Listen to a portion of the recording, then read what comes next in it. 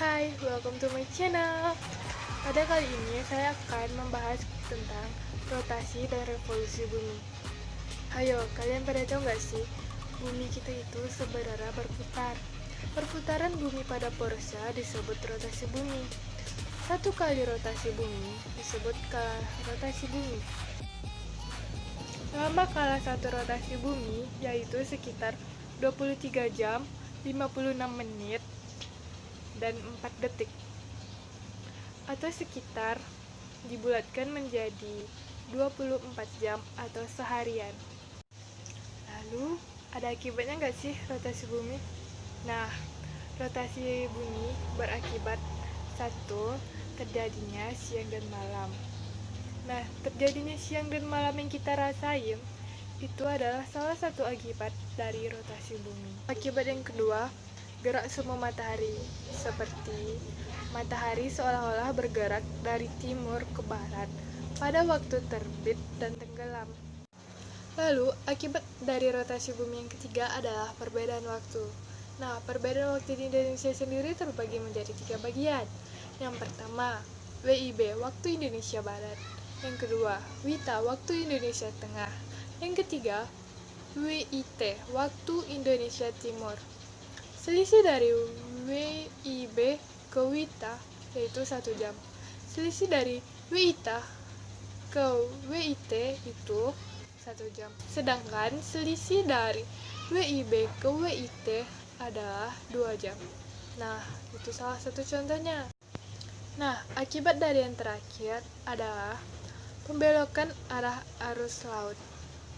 Nah, pembelokan arah arus laut ini terbagi menjadi 2, yaitu angin laut dan angin darat. Angin laut yaitu angin yang bertiup dari laut ke darat, yang terjadi pada siang hari.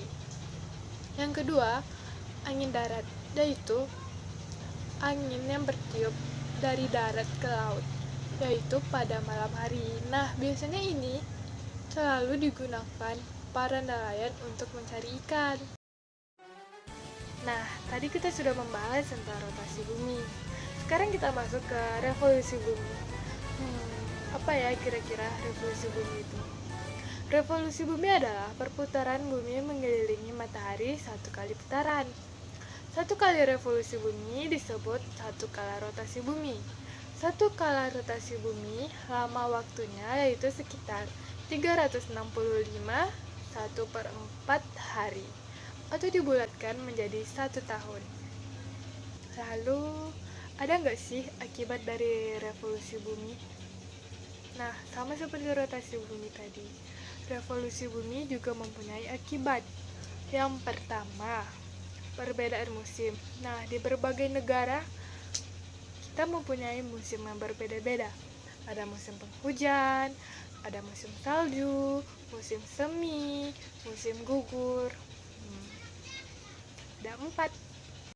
Nah, akibat yang kedua adalah lamanya siang dan malam. Yang ketiga, gerak semu matahari. Yang keempat, perubahan rasi bintang. Itu ada banyak seperti Leo, Virgo, Libra, Capricorn, Taurus, Sagittarius, dan masih banyak lagi. Nah, akibat yang terakhir adalah untuk penanggalan kalender Masehi. Biasanya, untuk 1/4 tadi, itu biasanya ditambahin setiap 4 kali setahun terjadinya tahun Masehi, atau juga disebut tahun Kabisan. Lalu kita masuk ke materi selanjutnya, yaitu gerhana bulan. Apa ya kira-kira gerhana bulan itu? Gerhana bulan adalah yaitu ketika matahari, bumi, dan bulan berada pada satu garis. Seperti contoh yang ada di samping ini. Nah, gerhana bulan dibedakan menjadi 2. Yang pertama, gerhana bulan total. Gerhana bulan total terjadi pada saat bulan terletak di posisi umbra bumi. Yang kedua, gerhana bulan sebagian. Gerhana bulan sebagian terletak saat posisi bulan di panumbra bumi.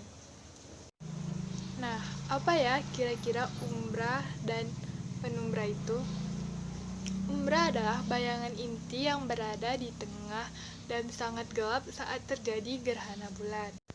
Nah, kalau penumbra adalah bayangan kabur pada saat gerhana atau terjadinya bayangan pada benda gelap yang tidak tembus pandang. Nah, seperti itu tadi umbra dan penumbra.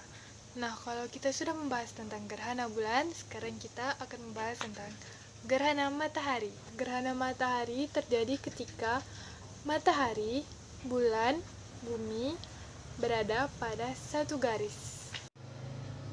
Nah, gerhana matahari terbagi menjadi dua bagian. Yang pertama, gerhana matahari total. Gerhana matahari total disebabkan terjadinya umbra bulan menghalangi bumi. Nah, jangan lupa ya dari definisi antara umbra dan penumbra tadi. Nah, yang kedua ada gerhana matahari sebagian. Gerhana matahari sebagian terjadi sebab penumbra bulan menghalangi sebagian permukaan bumi. Makanya di situ terjadi gerhana matahari sebagian. Nah, materi yang terakhir adalah gerhana matahari cincin. Gerhana matahari cincin terjadi pada saat umbra bulan menghalangi bumi. Pada saat itu, bulan terletak sangat jauh dari bumi. Nah, jadi sehingga seolah-olah kita melihat matahari berbentuk cincin. Nah,